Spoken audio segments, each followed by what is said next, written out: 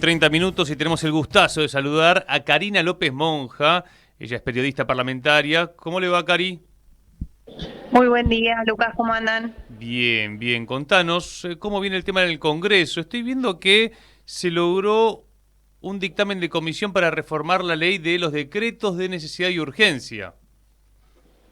Bueno, sí, un punto para la oposición en este caso y un intento de ponerle límites a la forma de gobernar que viene teniendo el presidente Javier Milei, que es que cuando no hay acuerdo avanza por decreto. Sí. Y claro, los decretos cuestan más después derogarlos. Recordemos que el único hasta ahora que se derogó en las dos cámaras y se logró fue el de los fondos reservados de la Secretaría de Inteligencia, pero claro, después tiene que pasar por ambas cámaras, puede plancharse y no discutirse, y el planteo de un sector importante de la oposición incluso fue impulsado fundamentalmente en primer lugar por Encuentro Federal, el bloque que comanda Miguel Ángel Pichetto, fue reformar esa ley de los DNU, que ya tiene varios años, para plantear que solo con que pase por una cámara y una cámara lo rechace, el decreto pierda vigencia, es decir, ya no quede vigente. De esta manera, pensemos, Lucas, que podría el DNU 70 ya no estar en vigencia, ¿no? Nos decía una diputada de Unión por la Patria el otro día, no es solo discutir la reforma de esta ley de DNU, sino efectivamente hoy un montón de decretos que hoy están vigentes y sin embargo tuvieron el rechazo de una Cámara o nunca fueron tratados. Entonces los dos puntos centrales del debate de lo que se dictaminó tiene que ver con el tiempo que tiene que pasar el DNU para ser ratificado o no en el Congreso, y por otro lado si tiene que hacerlo por ambas cámaras o no, porque si no lo que sucede es que es más fácil dictar decretos para el gobierno nacional sin tener las mayorías del Congreso que para los legisladores sacar ese decreto, derogarlo o sacar una ley, por ejemplo, ¿no? Cari, Entonces, bueno. esta ley viene de Cristina, ¿no? Esta ley viene de Cristina, cuando se discutió en el plenario de comisiones, desde el oficialismo, desde La Libertad Avanza, acusaban de hipócritas a la oposición por recién querer reformarla en este contexto. La respuesta por parte de la oposición fue: lo tenemos que hacer en este contexto porque hay un abuso del sistema de DNU que ha llevado adelante Javier Milei y por eso es necesario reformarla en este contexto.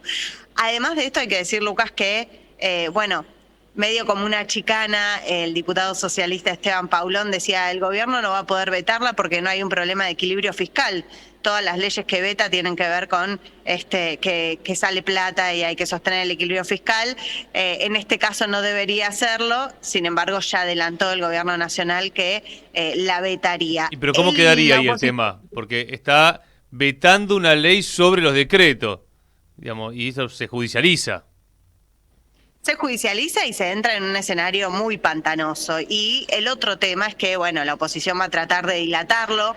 Incluso en la primera reunión informativa que hubo sobre este tema dijeron que no valía el emplazamiento hecho por la sesión. Recordemos que el diputado Óscar Carreño de Encuentro Federal, una paradoja, es de Encuentro Federal y es el presidente del Partido PRO en Córdoba. Sí.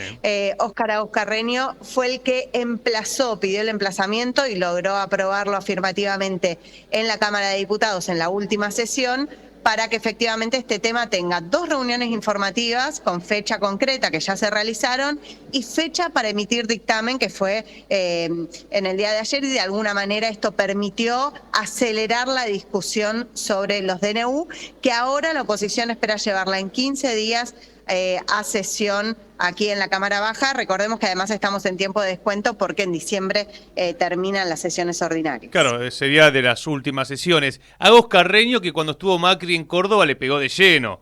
Dijo que no podía ser que el PRO de Córdoba lo conduzca un hombre que no era, o sea, no se disciplinaba a el mandato de Macri. ¿De qué es lo que había que votar? Una situación incómoda de los diputados que de repente están en el público y escuchan a otros dirigentes hablar de ellos que tal vez no sabían ni que estaban ahí. O bueno, ayer le pasó a De Loredo, ¿no?, que estaba en el público cuando Milei criticó y dijo que Alfonsín había sido había sido golpista, y se tuvo, a los 2 minutos empezó a hacer declaraciones en relación a eso, pero estaba sentado en primera fila aplaudiendo antes de que sucediera esto. Bueno, tema de los radicales, ¿no? Entonces, para repasar lo que va a ocurrir en el Congreso en las últimas sesiones, tenemos por un lado este proyecto de ley que cambiaría la ley de los decretos de necesidad y urgencia. Entonces, para que una sola Cámara pueda tumbar un decreto. Es importante esto en este contexto, donde hasta ahora eran las dos cámaras y en diputados se venía acompañando al gobierno. Después está Aerolíneas Argentinas, que han sacado dictamen esta semana como para privatizarla. Sí, un dictamen que puede ser una victoria pírrica, hay que decirlo, porque lograron dictamen de mayoría desde el oficialismo para avanzar. Era un proyecto, el proyecto central era del PRO, del diputado Hernán Lombardi, había otro de Juan Manuel López, se avanzó con esos dos, pero Encuentro Federal, de nuevo, el bloque que comanda Miguel Ángel Pichetto, presentó un dictamen de minoría planteando que la discusión hay que darla en relación a cómo se privatiza o cuál es la mayoría accionaria, que el Estado Nacional tiene que seguir teniendo mayoría para tomar decisiones sobre las definiciones y las transformaciones que haga Aerolíneas Argentinas, que no puede perder esa condición de accionista mayoritario de la empresa, y de esta manera, cuando llegue a recinto el proyecto de privatización de Aerolíneas Argentinas, hay que ver si le da los números o tiene que hacer reformas importantes al proyecto de ley, tal cual lo presentó el PRO, porque si no, no saldría, ¿no? Esto, recordemos, en diputados, que además también tiene un viso de problema de legalidad procedimental que se planteó en el plenario de comisiones, Lucas, porque recordemos, el tema de privatizar aerolíneas estuvo en el temario durante este año de la ley Bases. Fue rechazado. En cualquier otro momento, cualquier proyecto que es tratado en un año y es rechazado, no puede volver a tratarse en el mismo año. Bueno, eso se dijo en el plenario de comisiones.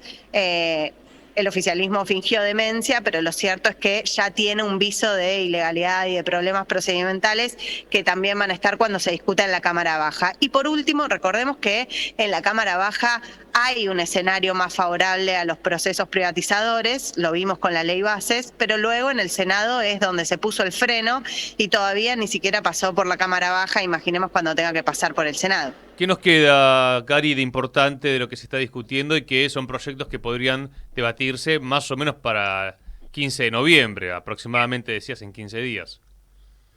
Mira, Lucas, un dato importante que no se difundió mucho, ayer a la tardecita, voceros de la Cámara Baja enviaron un comunicado diciendo que iba a haber una conferencia de prensa con un anuncio muy importante por parte del gobierno en relación al presupuesto 2025. Menos de una hora después cancelaron intempestivamente esa conferencia de prensa y no avanzó. Y ayer, cuando se discutió el tema de los DNU, el dictamen de minoría de rechazo a la reforma de los DNU solo tuvo las firmas de La Libertad Avanza. El PRO no bajó y no sumó sus firmas para acompañar al gobierno. ¿Por qué pasa todo esto? ¿Qué era esa conferencia de prensa que se iba a hacer de manera intempestiva y no se hizo? Bueno, un supuesto acuerdo en relación al presupuesto vinculado al tema universidades, que finalmente no se hizo y que ha generado un nuevo punto de debate, tensión, conflicto entre La Libertad Avanza y el PRO. Hay que ver qué va a pasar con esto, pero recordemos que esta semana, en función de tratar la privatización de YPF, de Aerolíneas Argentinas, el gobierno no convocó a tratar el presupuesto 2025 y no queda tanto tiempo y más allá de las reuniones informativas que está viendo, lo cierto es que el debate de fondo tiene que ver con cuáles son las transferencias a las provincias, una discusión muy fuerte de los gobernadores, Mauricio Macri se reunió con sus diputados y esto que pasó ayer marca una situación conflictiva que no quiere decir que no van a terminar negociando el PRO y La Libertad Avanza, pero que hay que tener en cuenta y mirar de cerca porque se le puede complicar en algún momento al oficialismo avanzar en ese sentido. Bien, que el presupuesto se tendría que discutir en noviembre y después, ¿cuántas sesiones quedarían más o menos? Todavía no se sabe, también se puede llamar a extraordinarias. Lo cierto es que al menos hasta ahora, ya hace más de 3 semanas que no hay sesión especial convocada por ninguno de los bloques, ni por el oficialismo ni la oposición, pero esto de dilatar el debate del presupuesto, bueno, genera un problema porque el gobierno de alguna manera quiere tensionar y decir, si ustedes no aprueban, no acuerdan, y el tiempo queda poco tiempo, nosotros no tenemos problema en avanzar un año más sin presupuesto. Entonces ahí empieza un escenario de mucha tensión que habrá que ver cómo se termina resolviendo. Finalmente, Cari, Unión por la Patria, se está dando la discusión interna del Partido Justicialista. ¿Esto repercute en el Congreso o no? Hasta el momento y en relación a los debates que está habiendo no se ven repercusiones. De hecho, se viene trabajando de manera mancomunada en relación a estos puntos, tema DNU, tema oposición al presupuesto 2025, la discusión en las distintas comisiones. Eso no significa que por lo bajo no haya tensiones, pero al menos en el trabajo legislativo y de la agenda cotidiana no se vislumbra. La línea Mayans, ¿no? Que dice, bueno, nos vamos a unir dentro de poquito, faltan pocas semanas. Totalmente. Hay que ver qué negocia Quintela, ¿no? Porque aparte después de llamarse traidores, igualmente hubo otras épocas que habían quienes eran traidores, que después dejaron de ser traidores, y bueno, cosas, ¿no? Palabras que se usan a troche y moche. ¿Te quedó algo en el tintero, Cari? No, creo que estamos. Hay que esperar a ver qué pasa con el presupuesto 2025. Ese es uno de los puntos centrales. Y un dato, tal vez, en esto del tintero, de lo que queda ahí, que tampoco salió mucho. No sé si te acordás de la famosa comisión que se había formado para ver si había alguna sanción a los diputados que fueron a ver a los represores condenados por delitos de lesa humanidad. Sí, me acuerdo. Bueno, nunca hubo ninguna sanción, quedó en la nada. Algunos de los legisladores, los que estaban más comprometidos de La Libertad Avanza, no hablaban con los medios. Esta semana terminó hablando uno, Beltrán Benedict. Es uno de los más duros junto a Lida Ferreira, que plantean el acompañamiento a los represores condenados por delitos de lesa humanidad por la última dictadura cívico-militar. Bueno, esta semana salió a decir, se trata de una cuestión humanitaria. Acá el problema fue que el kirchnerismo demonizó nuestra visita. Teníamos muchas denuncias de esta situación, de cómo estaban viviendo en el penal.